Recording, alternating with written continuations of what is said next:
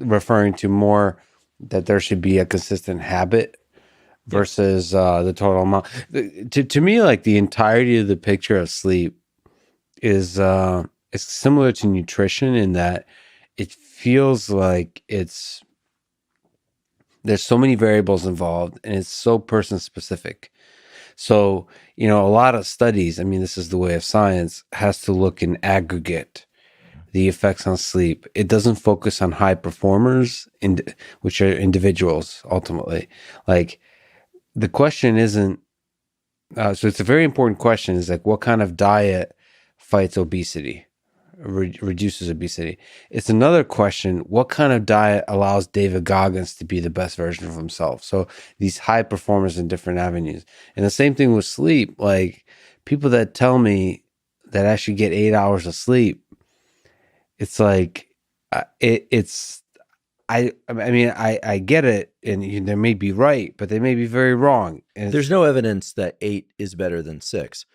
That you could very well do better on 6 than on 8. There are a few other things that turn out to be strong parameters for success in this domain. For instance, your entire life, waking or asleep, is broken up into these 90-minute ultradian cycles. If you look at ability to attend or do math problems or do anything, drive, performance tends to ramp up slowly within a 90-minute cycle, peak, and then come down at the end of that 90-minute cycle. And in sleep, we go through these stage 1, 2, 3, 4, REM, et cetera.